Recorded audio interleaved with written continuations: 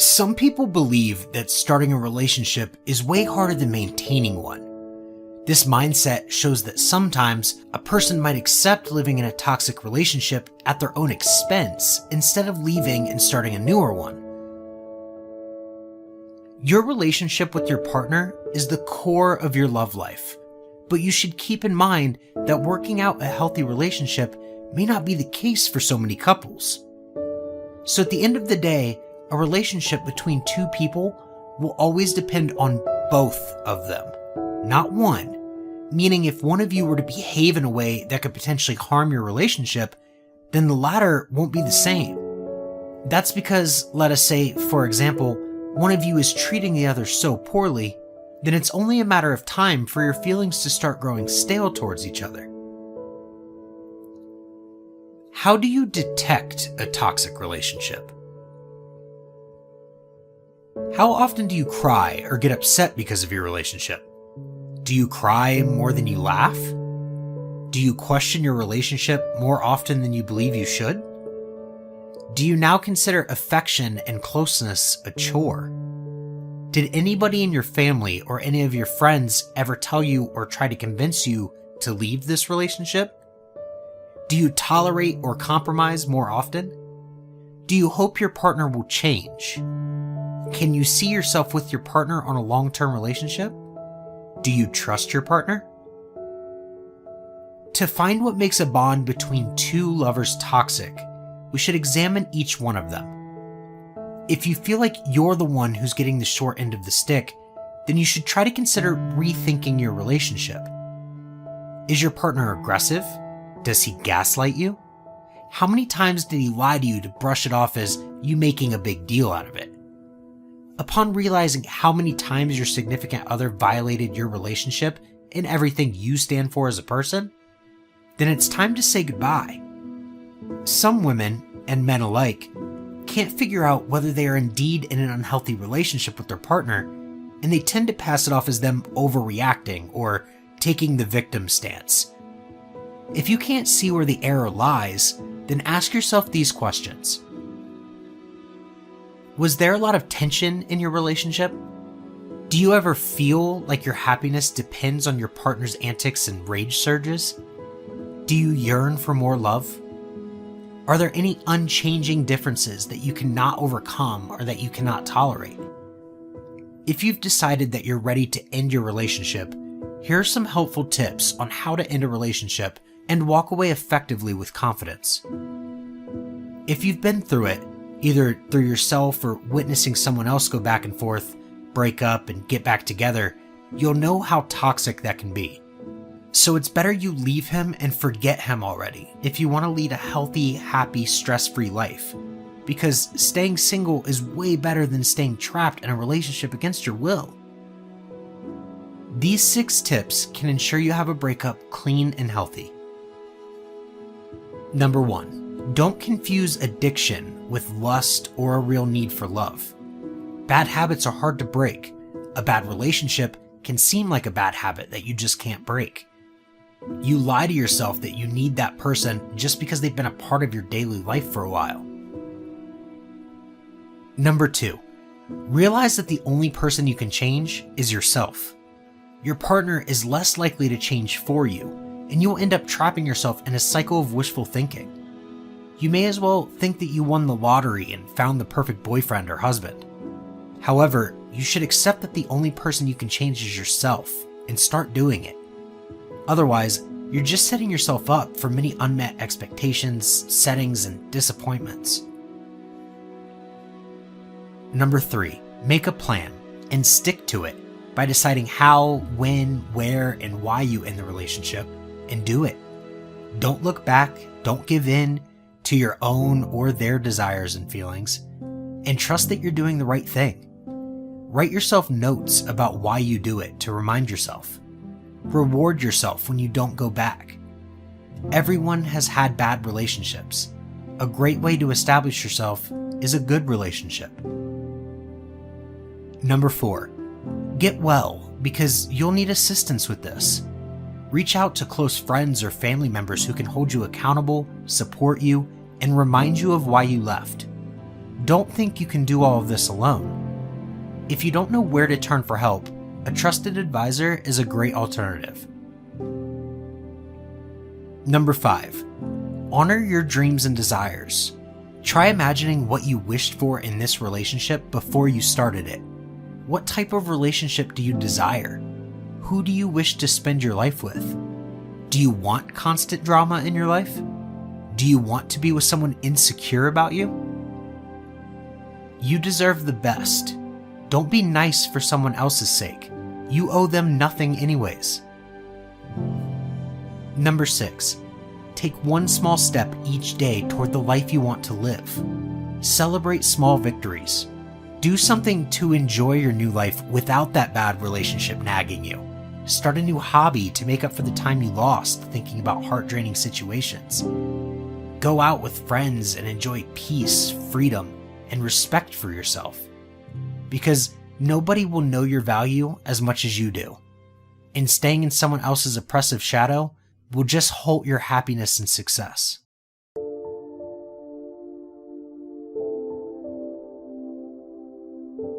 The next thing that begins to nurture that hunger, honor yourself as your word. Don't give your word out lightly.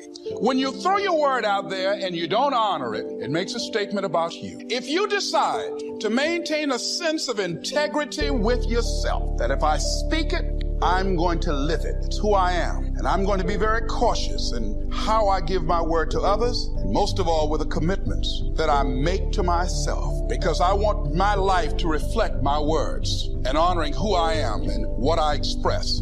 Another challenging area in terms of nurturing and developing that hunger in yourself is learning the art of becoming single-minded, learning how to concentrate, learning how to focus in. And you'll be surprised of the things that you're able to do. When you learn how to block things out, when you learn how to keep thine eyes single, you'll be surprised of the ideas that will come to you, of the people that you'll be able to attract, of the opportunities that you'll be able to see. You'll begin to see things that have been staring there, looking you in the face, saying, I can't believe this has been here all this time. Why would the farmer put the plow in the ground in the spring if he couldn't see the vision of the harvest when the summer is finished? Is it possible to see the finished harvest? And the answer is yes. We do that simply by faith. Key phrase, faith is the ability to see things that don't yet exist. And that's how things exist.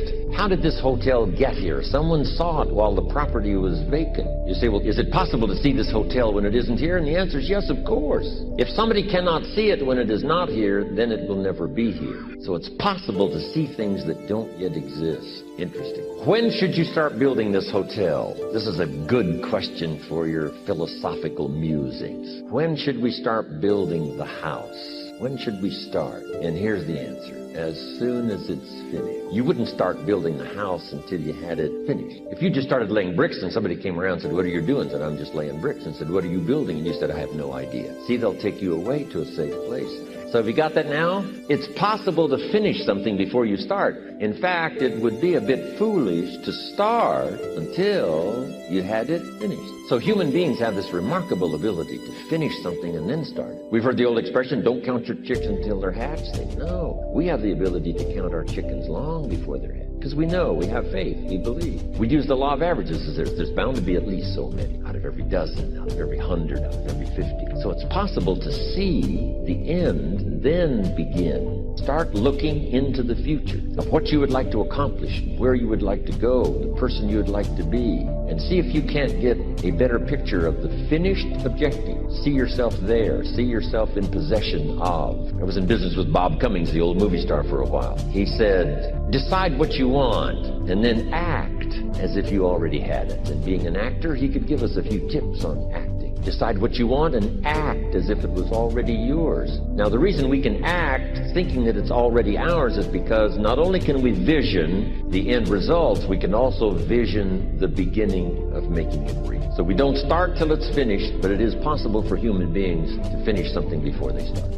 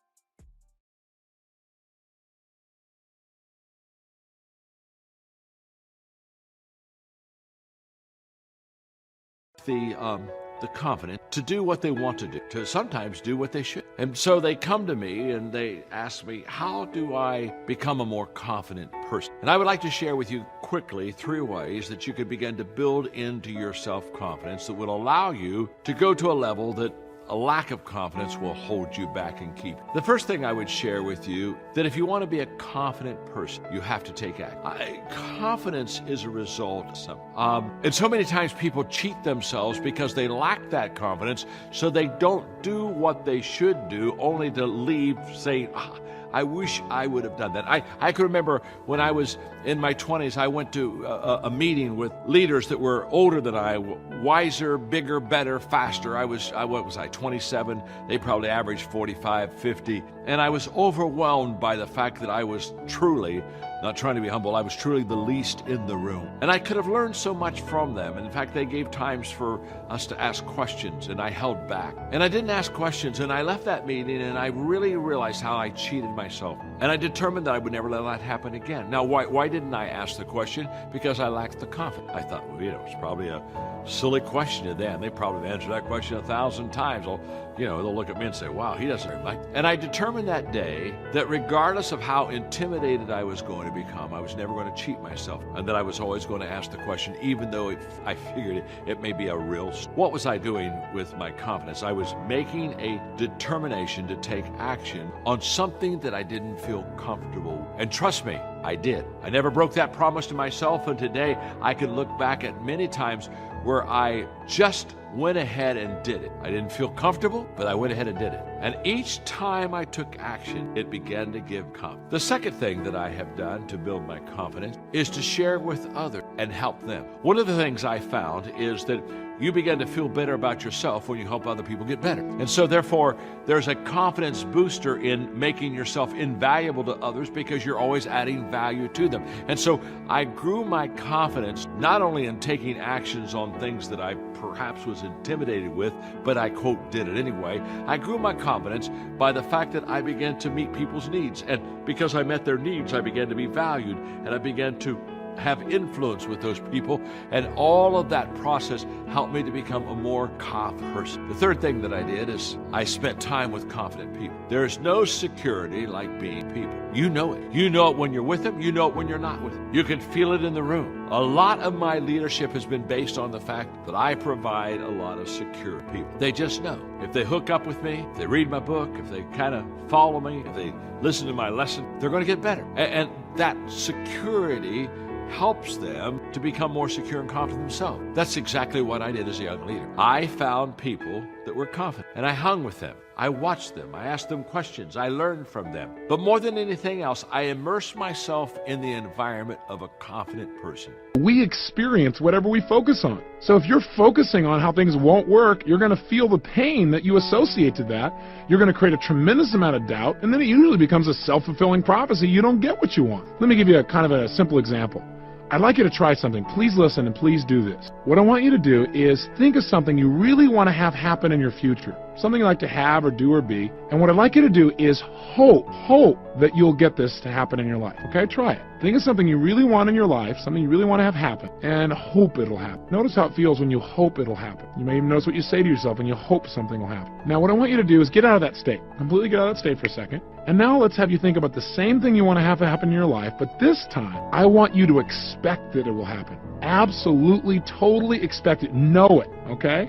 And when you know it's going to happen, I want you to notice what happens to the pictures in your mind as you think about it. What's different? I want you to notice the difference in your body. Absolutely expect it will happen. You expect this will occur. You absolutely know it. Now, I got a question for you. Is there a difference in how you feel in your body, first of all? And I think you'll find the answer is yes. In addition, is there a difference in even how you visualize these two things in your mind? There are several distinctions that I make usually with confidence. An essential part of awakening spiritually is going beyond a conceptualized sense of self and living in a conceptual reality.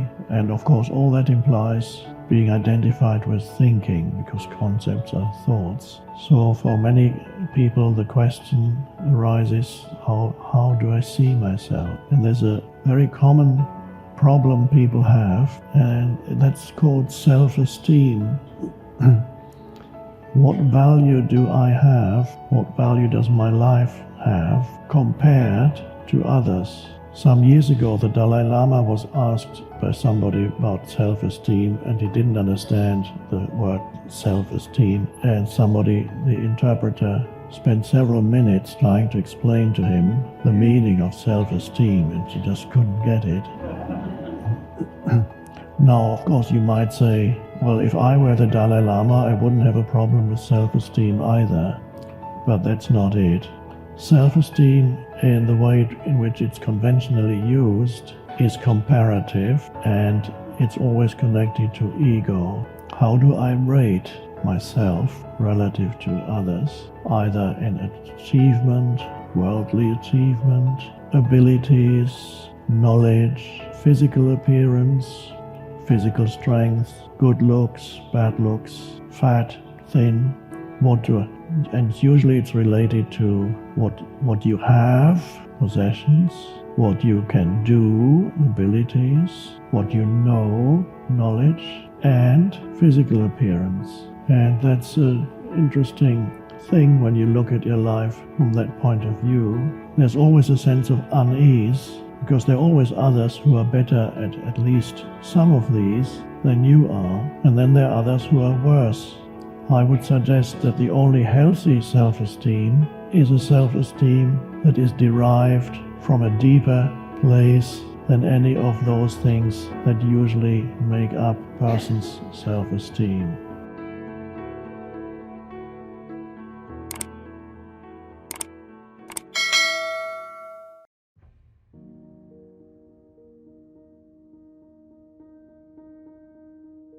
Most people are living their lives from a heart place and not a head place.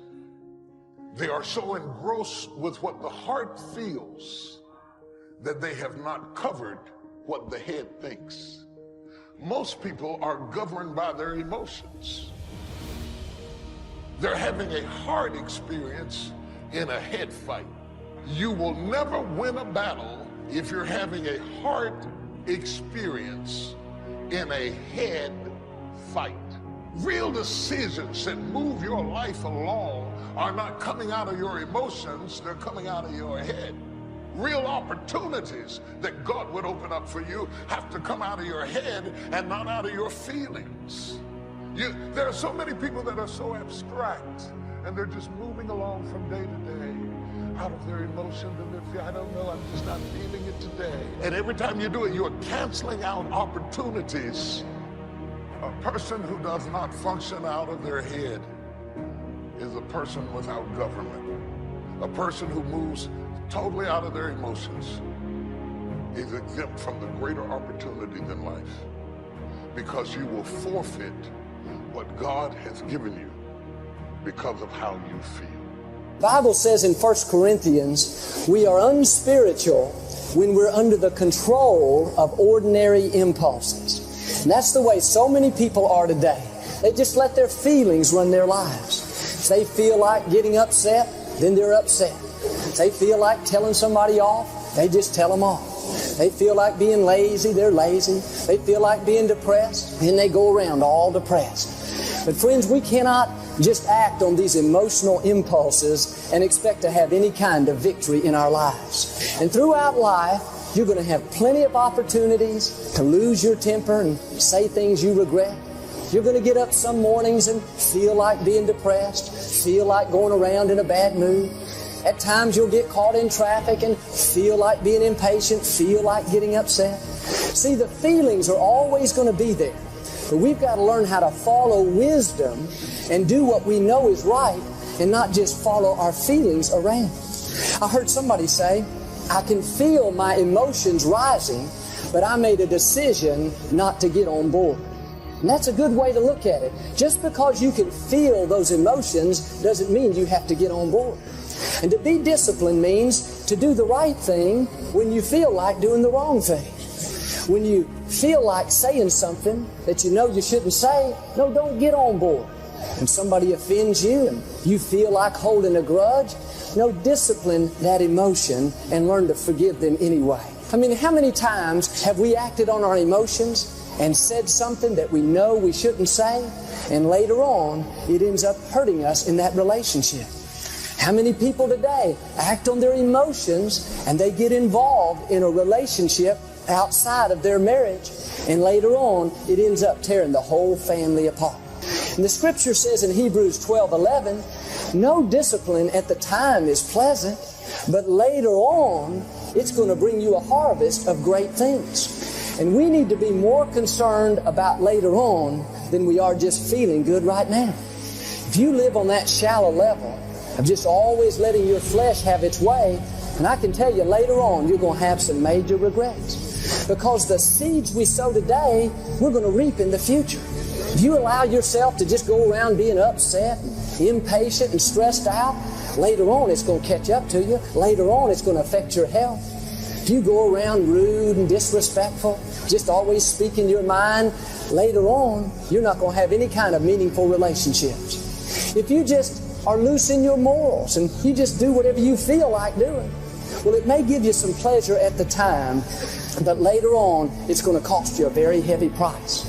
If you had a problem with your temper 10 years ago and you have that same exact problem today, I can tell you that's keeping you from God's best. If you were impatient and easily upset 5 years ago and you're at that same place today, that's keeping God from increasing you. If you would just do your part and grow up a little bit and quit being ruled by your feelings, quit acting on these emotional impulses, if you do that, that's when God will begin to increase you. Your brain is divided into two halves, positive and negative, good and evil. It don't function on nothing else. Ain't no neutral ground in your brain. It's either positive and good or negative and evil. Each half of your brain has millions of factory workers on each side. You got 1 million factory workers on the positive side. You got 1 million factory workers on the negative side. At the forefront of each one of those factories in your brain is a foreman. You got foreman positive and you got foreman negative. You are in charge. You're the boss of the factory. Guess what? We are how we think. You can't make a world, but you can make your own world. So now, since your brain is in two halves, let me show you how this works. You wake up in the morning and you say, man, I don't feel myself today. I got up on the wrong side of the bed. I'm not a morning person. Foreman negative hears that. He steps to the front. He said, what did you say? You say, I said I woke up on the wrong side of the bed today. I'm not myself. I'm not a morning person. He says, you got it right away. He said, hey, the boss just woke up and said he's not a morning person. He's having a bad day today, and he ain't feeling himself. Let's get to work. The 1 million factory workers start producing thoughts to justify what you just said. So now guess what? Man, I hate my alarm clock went off this morning. I got to get out here in this traffic. I'm gonna drive down here today. I don't even like these people on my job. I can't stand this car I'm finna get in this morning. Sure wish I had a new car, but I'm driving this ragged ass car. And on and on and on. And your day starts tumbling into what you ordered at the top of the day. You could wake up in the morning and you say, you know what? Today is gonna be a great day today. I expect something really good to happen for me today. He said, what did you say? You say, I said I'm having a great day today. I expect something good to happen today. Foreman positive turns around and goes, all right, let me have your attention. Steve's having a great day today. He's expecting some wonderful things to happen. And man, let's get it going. And they start manufacturing thoughts. Same brain. Man, I can't wait to go to work today. It may not be the job I want, but at least I got a job. I'm sure grateful I got a car to drive to work today. Hey man, at least I got a check coming in. I appreciate the fact that I don't have a car, but at least I can walk to the train. Man, this is gonna be great today. That's how your mind works 24/7. It never turns off. Change your attitude, you change your altitude.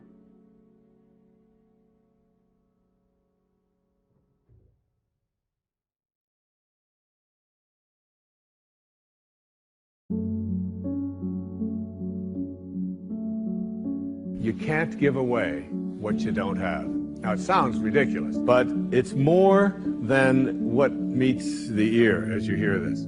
You can't give away what you don't have.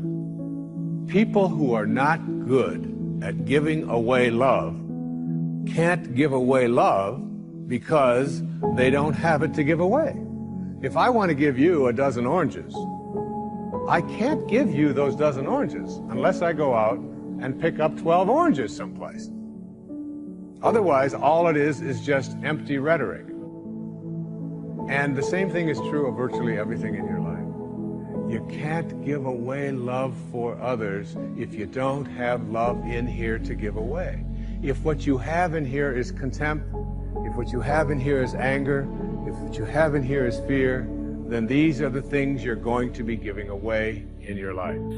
Don't allow your emotions to control you. If you don't discipline and contain your emotions, they will use you. Your mind goes on automatic. Weeds don't have to have any encouragement to grow. You don't have to water them. They don't have to get sunshine. They don't have to have fertile ground. They will grow through the cracks of a sidewalk.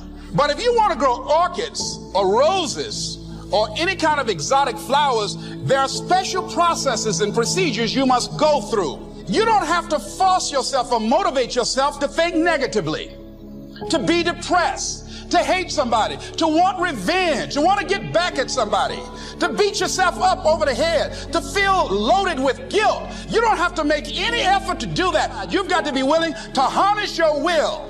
Your mind is on automatic. It will do that by itself. You've got to find ways to increase your sense of self-appreciation, because if you don't, you're bombarded with negative stuff every day that beats you down, and you will find yourself unconsciously engaged in self-destructive behavior. If you don't program yourself, life will program you. You've got to get grounded. You've got to train your mind to serve you. Just make up your mind. This is not going to control you.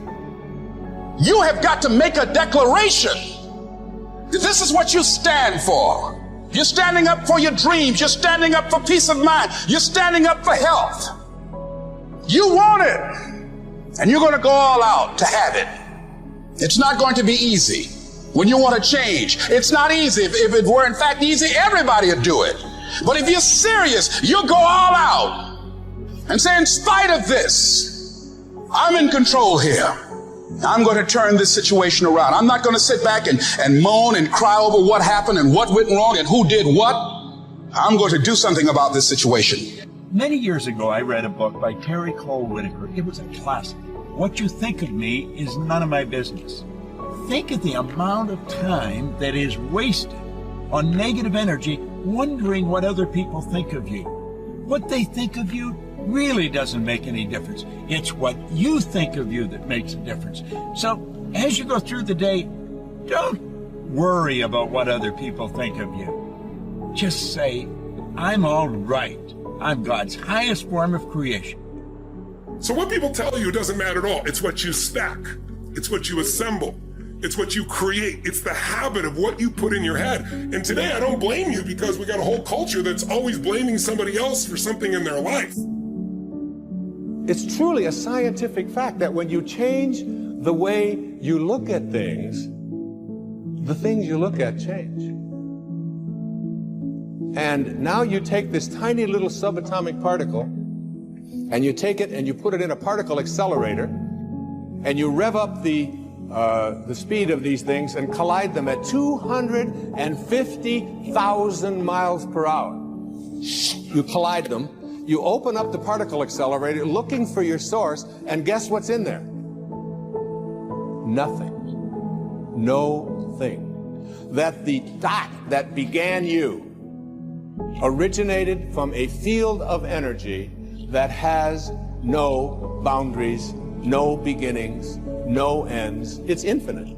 It's an infinite potential. And the question that I have for you is, if you can get this, that you didn't begin with that particle, because particles themselves do not create more particles. St. Paul put it this way in the New Testament: that which is seen hath not come from that which doth appear. They talked a little strange in those days, huh? What that means is that everything that we see in the material world doesn't originate in the material world. It's the spirit that gives life. The flesh counts for nothing. If the shape of your eye can be in an energy field that has no boundaries, no form, no materialness to it, why not the shape of your life? You have got to change the way you think. It is the whole determining factor of where you go in life. We are all where we are today because we thought ourselves to this position. If you don't like the position, think yourself out of it. Your brain is divided into two halves, positive and negative, good and evil. It don't function on nothing else. Ain't no neutral ground in your brain. It's either positive and good or negative and evil. Each half of your brain has millions of factory workers on each side. You got 1 million factory workers on the positive side. You got 1 million factory workers on the negative side.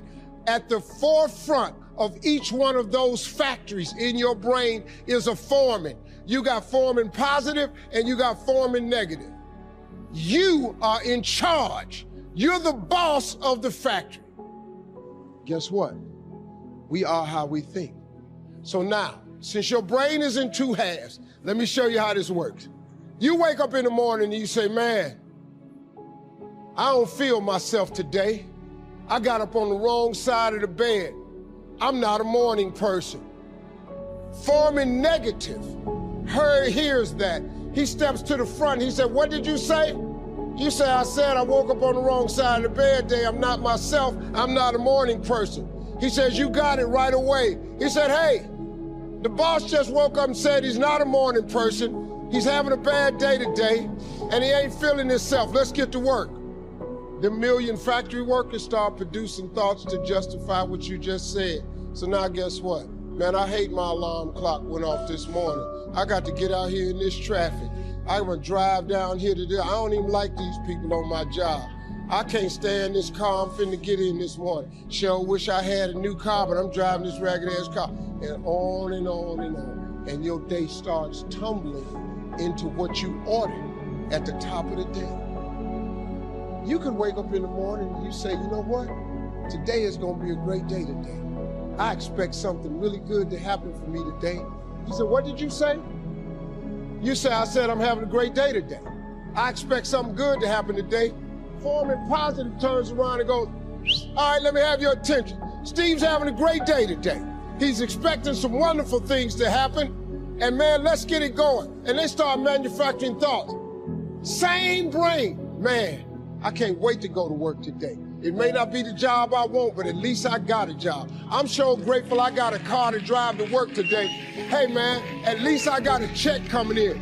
I appreciate the fact that I don't have a car, but at least I can walk to the train. Man, this is gonna be great today. That's how your mind works 24/7. It never turns off. Change your attitude, you change your altitude. It all depends on how you look at it. Our lives are mostly affected by the way we think things are, not the way they are. The way we think they are affects us most. And Shoaff taught me that the mind is like a factory, a mental factory. And whatever you think about all day long pours ingredients into this mental factory. And that's what builds the economic, social, financial fabric of your life. As you think, so you become.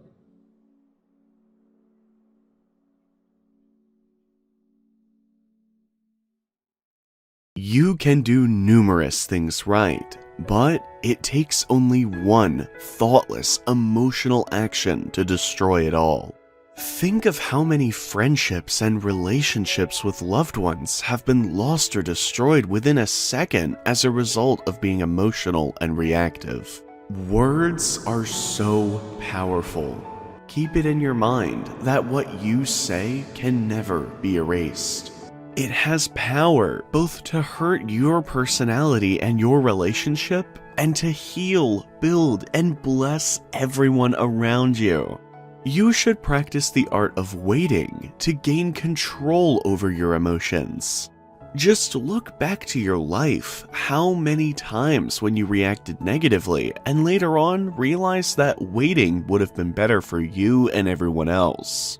The process of not reacting and being not emotional is a practice that develops your awareness and self-control. It makes you more conscious and causes you to see things from a broader perspective. When you're more conscious, your character starts to change. A conscious person is more compassionate. Happiness is not possible without self-discipline. If you choose to focus on a negative side of everything, then negativity will penetrate the way you see everything. When, through a lack of self-control over our emotions, we choose to give the power of our good feeling to someone else who is excessively critical, then we allow our good feelings and mood to be destroyed by their negativity, and as a result of giving away our power, we spiral down into the mud. Do not allow a critical person to make you feel negative. If someone is criticizing everything that you are doing, keep your sense of positivity and do not allow them to drain your energy. Negative people are only happy when they bring you down to their level. Never accept another person's reality as your own, and do not place too much importance on other people's opinions about you, unless it makes you a better human being. Life is truly what we allow and make it to be. Train your mind to see the good in every situation and circumstances. Nothing good has ever come out of being emotional and reactive. Reacting prevents us from controlling our reality. When you're emotional and about to react, stop and use the power of your breath to bring your mind under control. For example, inhale to a count of 10, hold the breath to a count of 10, and exhale to a count of 10. Continue until you have your mind and emotions under control. When you control your mind, you can control the events of your life and direct them in a way that is harmonious. You are no longer a victim of circumstances. Instead, you become the creator of circumstances. Indeed, once you positively gain control over your mind and thoughts, you can definitely control your future. When you can prevent yourself from being reactive and emotional, you can control the events of your life and can redirect them positively. If you cannot control the mind and your reactions, then you cannot control the collisions of your life. Every time you prevent yourself from giving your energy by thinking, feeling, speaking, acting, and behaving negatively, you're saving your power to shape your life in whatever way you desire. The same is true for resisting the urge to say something negative, even about yourself, because the words we speak are creative. They are creating every aspect of our lives on a daily basis.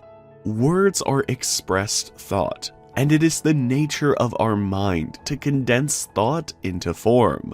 Not reacting allows us to develop the capacity to expand our perception in order to embrace the totality of life. Life is 1% seen and 99% unseen. The 1% that we can see is a limited and false reality, whereas the 99% can only be seen when we go beyond the 5 senses.